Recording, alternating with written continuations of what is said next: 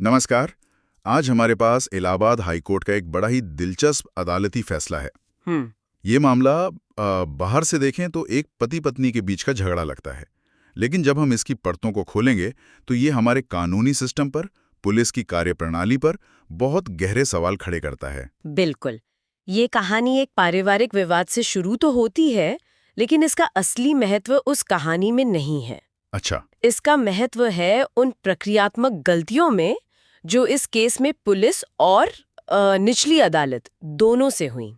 हम्म। ये फैसला एक तरह से हमारे कानूनी सिस्टम के लिए एक आईना है। आईना है जो दिखाता है कि जब प्रक्रिया का पालन नहीं होता तो न्याय का रास्ता कैसे भटक सकता है। हाँ, और शायद ये भी कि कानून का दुरुपयोग करके किसी पर झूठा मुकदमा करने के क्या नतीजे हो सकते हैं। सही है।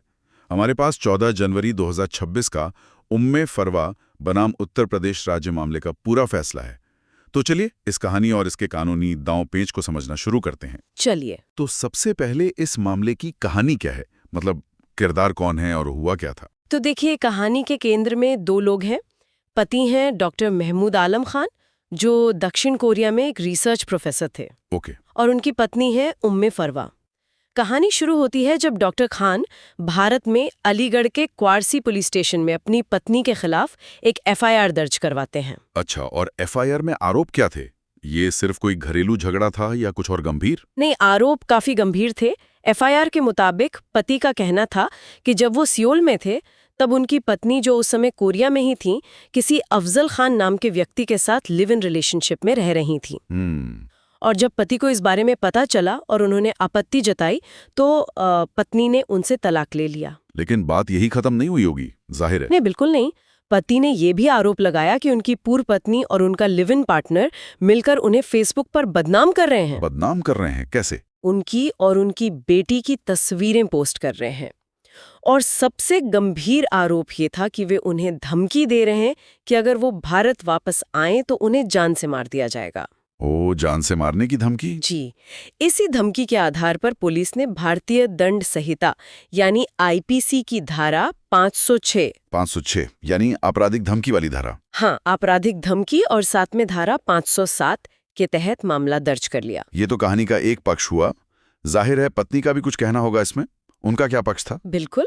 पत्नी उम्मे फरवा ने इन सभी आरोपों को सिरे से खारिज कर दिया। उनका कहना था कि वो पूरी तरह से निर्दोष हैं।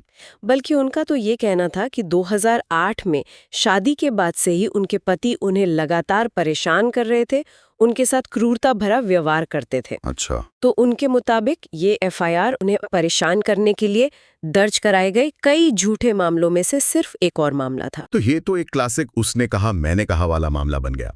ऐसे में तो पुलिस की जांच बहुत अहम हो जाती है। बिल्कुल। और जब पुलिस ने इस मामले की तहकीकात शुरू की तो यहीं पर कहानी में पहला बड़ा मोड़ आता है। क्या सामने आया? पुलिस ने जब जांच की तो उन्हें पति के आरोपों को साबित करने के लिए कोई भी सबूत नहीं मिला। कोई भी नहीं? मतलब धमकी देने या बदनाम करने का कोई सबूत नहीं मिला? कुछ नहीं मिला। जांच अधिकारी इस नतीजे पर पहुंचे कि पत्नी के खिलाफ कोई मामला बनता ही नहीं है। तो उन्होंने केस बंद कर दिया। हाँ, 19 जून 2024 को पुलिस ने अदालत में एक अंतिम रिपोर्ट दाखिल कर दी, जिसे आम भाषा में क्लोजर रिपोर्ट कहते हैं। जिसका मतलब है कि पुलिस की नजर में ये केस खत्म। उनकी नजर में इस केस में आगे बढ़ने के लिए कुछ भी नहीं है। तो पत्नी के लिए तो ये एक बड़ी राहत की बात रही होगी। हाँ। मतलब पुलिस ने कह दिया कि आप निर्दोष हैं, केस बंद। ऐसा लगना तो स्वाभाविक है, लेकिन कहानी यहाँ खत्म नहीं हुई। पति ने हार नहीं मानी। अच्छा। उन्होंने पुलिस की इस क्लोजर रिपोर्ट को मजिस्ट्रेट की अदालत में चुनौती दी, एक विरोध याचिका या कह लें प्रोटेस्ट पिटिशन दाखिल कर दी। एक मिनट, तो आप ये कह रही हैं कि अगर पुलिस जांच करके कहती है कि कोई केस नहीं बनता, तब भी शिकायत करने वाला उस फैसले को चुनौती दे सकता है? जी, कानून में ये प्रावधान है। शिकायतकर्ता मजिस्ट्रेट से कह सकता है कि पुलिस की जांच सही नहीं है और मेरे पास अभी भी सबूत है। और इस केस में यही हुआ? बिल्कुल। और मामला फिर पलट गया।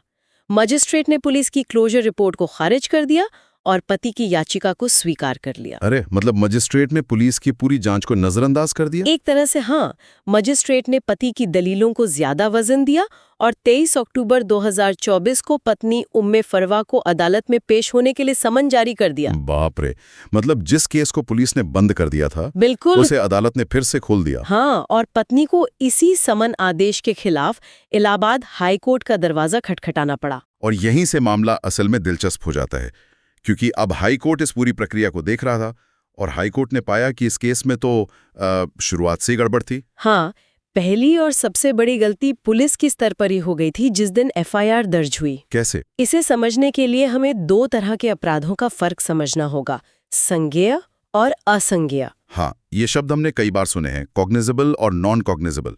इसका आसान भाषा में मतलब क्या है? देखिए, संज्ञेय अपराध गंभीर होते हैं, जैसे हत्या, लूट, बलात्कार। इनमें पुलिस को अधिकार है कि वो बिना मैजिस्ट्रेट की इजाजत के एफआईआर दर्ज कर सकती है, जांच शुरू कर सकती है और गिरफ्तार भी कर सकती है। और असंज्ञेय? असंज्ञेय अपराध कम गंभीर होते हैं, जैसे मामूली मारपीट, मानहानि या इस केस की तरह धमकी देना। इनमें कानून कहता है कि पुलिस सीधे एफआईआर नहीं कर सकती। एफआईआर नहीं कर सकती तो क्या करेगी? वो सिर्फ एक एनसीआर यानी नॉन कॉग्निजेबल रिपोर्ट दर्ज करेगी और शिकायत करने वाले को कहेगी कि आप सीधे मजिस्ट्रेट के पास जाइए। अगर मजिस्ट्रेट आदेश देगा तभी पुलिस जांच करेगी। अच्छा, तो इस मामले में जो धाराएं लगी थीं 506 और 507, वो किस श्रेणी में आती हैं? यही तो सारा मुद्दा है। ये दोनों ही धाराएं असंज्ञेय अपराध हैं। ओहो, तो कायदे से पुलिस को एफआईआर दर्ज ही नहीं करनी चाहिए थी। उन्हें एक एनसीआर दर्ज करके पति को मजिस्ट्रेट के पास भेजना था। लेकिन पुलिस ने गलती से इसे एक संज्ञेय अपराध मान लिया और सीधे एफआईआर दर्ज कर ली। ये तो एक बहुत बड़ी प्रक्रियात्मक चूक लगती है। बिल्कुल, और हाईकोर्ट ने इसे बहुत गंभीरता से लिया। अदालत ने साफ कहा कि ये सिर्फ एक प्रक्रियात्मक चूक नहीं है, ये संविधान के अनुच्छेद 21 का सीधा सीधा उल्लंघन है। आर्टिकल 21 का उल्लंघन? हाँ, जो कहता है कि कानून द्वारा स्थापित प्रक्रिया के बिना आप किसी की आज़ादी नहीं छीन सकते। यहाँ तो प्रक्रिया की नींव ही गलत रखी गई थी। ठीक है, तो पुलिस ने शुरू में ही एक बहुत बड़ी गड़बड़ी कर दी, लेकिन कहानी यहीं खत्म नहीं होती। मुझे लग रहा है कि मजिस्ट्रेट के स्तर पर भी कुछ हुआ। उनके पास मौका था, लेकिन वहाँ एक और गलती हो गई। ये थोड़ा तकनीकी है पर बहुत महत्वपूर्ण है। बताइए। कानून कहता है कि जब पुलिस गलती से किसी असंज्ञेय मामले में जांच करके रिपोर्ट दाखिल करती है, तो उस रिपोर्ट को कानूनी भाषा में पुलिस रिपोर्ट नहीं माना जाता। तो फिर उसे क्या माना जाता है? उसे एक शिकायत यानी कंप्लेंट माना जाता है। और जिस पुलिस अधिकारी ने वो रिपोर्ट दाखिल की है, उसे शिकायतकर्ता माना जाता है। रुकिए, ये थोड़ा कंफ्यूजिंग है। मतलब जांच करने वाला पुलिस वाला ही शिकायत करने वाला बन जाता है? ये तो बड़ा अजीब है। सुनने में अजीब लगता है, पर ये एक कानूनी व्यवस्था है ताकि प्रक्रिया सही रास्ते पर आ जाए। इसका मतलब ये था कि मजिस्ट्रेट को इस मामले को एक शिकायत केस की तरह चलाना चाहिए था। ओके। लेकिन मैजिस्ट्रेट ने इसे एक सामान्य पुलिस केस मान लिया और धारा 191(1)(b) के तहत संज्ञान ले लिया। ये दूसरी बड़ी प्रक्रियात्मक गलती थी। बाप रे, मतलब एक के बाद एक गलतियां। ये तो ऐसा है जैसे आप गलत ट्रेन में बैठ गए और फिर गलत स्टेशन पर उतर गए। बिल्कुल। लेकिन हाई कोर्ट सिर्फ इन गलतियों को गिनाकर ही नहीं रुका। फैसले का सबसे अहम हिस्सा शायद ये है कि अदालत ने झूठे मामले दर्ज कराने के चलन पर एक बहुत सख्त रुख अपनाया है। जी, और यहीं पर यह फैसला सिर्फ इस एक केस के लिए नहीं, बल्कि पूरे सिस्टम के लिए एक नज़ीर बन जाता है। वो कैसे? अदालत ने कहा कि जब भी पुलिस की जांच में कोई एफआईआर झूठी पाई जाती है और पुलिस क्लोजर रिपोर्ट लगाती है, तो जांच अधिकारी का काम सिर्फ केस बंद करना नहीं है। तो फिर उनका काम क्या है? उनका ये कानूनी कर्तव्य है कि वो झूठी सूचना देने वाले व्यक्ति के खिलाफ, यानी इस मामले में पति के खिलाफ, आईपीसी की धारा 182 के तहत एक अलग शिकायत दर्ज करे। एक मिनट, तो आप कह रहे हैं कि पुलिस सिर्फ केस बंद नहीं करेगी, बल्कि जिसने झूठी शिकायत की उस पर भी कार्रवाई करेगी? हाँ, बिल्कुल। ये तो पूरा गेम ही बदल देता है। असल में ऐसा कितनी बार होता है? असल में ये बहुत कम होता है और इसीलिए हाईकोर्ट ने इस पर इतना जोर दिया है। अदालत ने कहा कि ये वैकल्पिक नहीं बल्कि अनिवार्य है। अनिवार्य है? हाँ, इसका मकसद साफ है, लोगों को ये संदेश देना कि आप कानून का इस्तेमाल किसी को परेशान करने या बदला लेने के हथियार के तौर पर नहीं कर सकते। अगर आप ऐसा करेंगे तो आप खुद कानून के शिकंजे में आ सकते हैं। लेकिन क्या इससे लोग सच्ची शिकायतें दर्ज कराने से डरेंगे नहीं कि कहीं पुलिस उनकी ही शिकायत को झूठा बताकर उन पर ही केस ना कर दे? ये एक बहुत वाजिब सवाल है, लेकिन अदालत की मंशा उन मामलों पर कार्रवाई करने की नहीं है जो सबूतों के अभाव में साबित नहीं हो पाते। ये निर्देश उन मामलों के लिए है जहां जांच में ये साफ हो जाता है कि शिकायत दुर्भावनापूर्ण और जानबूझकर झूठी दी गई थी। अच्छा, दोनों में फर्क है? बहुत बड़ा फर्क है।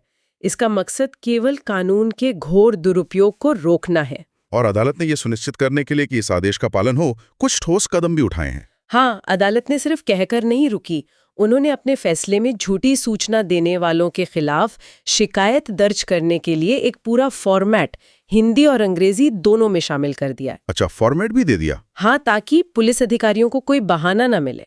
और इससे भी आगे जाकर हाईकोर्ट ने उत्तर प्रदेश के डीजीपी को निर्देश दिया है कि वो एक सर्कुलर जारी करके राज्य के सभी पुलिस अधिकारियों को इस प्रक्रिया का कड़ाई से पालन करने का आदेश दें। और अगर पालन न किया तो अदालत ने चेतावनी भी दी है कि संबंधित अधिकारी के खिलाफ विभागीय कार्रवाई और अदालत की अवमानना की कार्रवाई भी हो सकती है। ये तो बहुत सख्त निर्देश हैं। अब आते हैं एक और दिलचस्प पहलू पर। इस फैसले में 1 जुलाई 2024 से लागू हुए नए आपराधिक कानूनों यानी भारतीय नागरिक सुरक्षा संहिता BNSS का भी जिक्र है। ये तो बड़ा दिलचस्प है कि केस पुराने कानून का है पर प्रक्रिया नए कानून से चलेगी। मुझे लगा था कि कानून रेट्रोस्पेक्टिव यानी पीछे की तारीख से लागू नहीं होते। आपका सोचना सही है, कानून सामान्यतः पीछे की तारीख से अपराध नहीं बना सकते, लेकिन प्रक्रियात्मक कानूनों के मामले में स्थिति अलग होती है। ओके। अदालत ने स्पष्ट किया कि भले ही FIR पुराने कानून के समय में हुई हो, लेकिन क्योंकि मजिस्ट्रेट ने समन 23 अक्टूबर 2024 को जारी किया, जो नए कानून लागू होने के बाद की तारीख है, इसलिए मामले की आगे की प्रक्रिया नए कानून यानी BNSS के तहत ही चलेगी। तो इस नए कानून BNSS में ऐसा क्या खास है जिसने कोर्ट का ध्यान खींचा? BNSS की धारा 223 के पहले प्रोवाइजो में एक बहुत ही महत्वपूर्ण और नया प्रावधान है। क्या है वो? यह कहता है कि जब पुलिस की क्लोजर रिपोर्ट पर कोई विरोध याचिका आती है तो मजिस्ट्रेट आरोपी को समन जारी करने से पहले उसे सुनवाई का एक अवसर देगा। क्या बात है! मतलब आरोपी को अदालत में बुलाने से पहले ही उससे पूछा जाएगा कि आपको क्यों ना बुलाया जाए। ये तो आरोपी के लिए एक बहुत बड़ा सुरक्षा कवच है। बिल्कुल, ये एक बहुत बड़ा बदलाव है। इसका मकसद यही है कि किसी को बेवजह सालों तक अदालत के चक्कर ना काटने पड़े। अगर आरोपी शुरुआती स्तर पर ही मजिस्ट्रेट को समझा पाता है कि उसके खिलाफ कोई मामला नहीं बनता, तो केस वहीं खत्म हो सकता है। ये तो न्याय के इनोसेंट अंटिल प्रूवन गिल्टी के सिद्धांत को और मजबूत करता है। हाँ, बिल्कुल। और इस मामले में मजिस्ट्रेट ने पत्नी को ऐसा कोई मौका नहीं दिया था। नहीं, मजिस्ट्रेट ने उन्हें सुनवाई का कोई अवसर दिए बिना ही सीधे समन जारी कर दिया, जो कि नए कानून के तहत एक और बड़ी चूक थी। तो इन सारी गलतियों, पुराने और नए कानून के विश्लेषण के बाद हाईकोर्ट ने आखिर क्या फैसला सुनाया? इन सभी प्रक्रियात्मक गलतियों को देखते हुए हाईकोर्ट का फैसला बहुत स्पष्ट था। उन्होंने मजिस्ट्रेट द्वारा जारी किए गए 23 अक्टूबर 2024 के समन आदेश को रद्द कर दिया। तो इसका मतलब उम्मे फरवा के लिए ये केस पूरी तरह खत्म हो गया? पूरी तरह नहीं।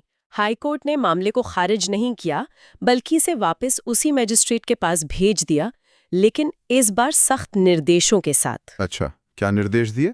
मजिस्ट्रेट को निर्देश दिया गया है कि वे कानून के अनुसार सही प्रक्रिया का पालन करें, मामले को एक शिकायत केस के तौर पर देखें, BNSS की धारा 223 के तहत आरोपी यानी पत्नी को सुनवाई का पूरा अवसर दें और उसके बाद सभी पक्षों को सुनकर 3 महीने के भीतर एक नया आदेश पारित करें। ठीक है, तो अगर हम इस पूरी चर्चा को समेटें तो इसके बड़े टेकअवेज क्या हैं?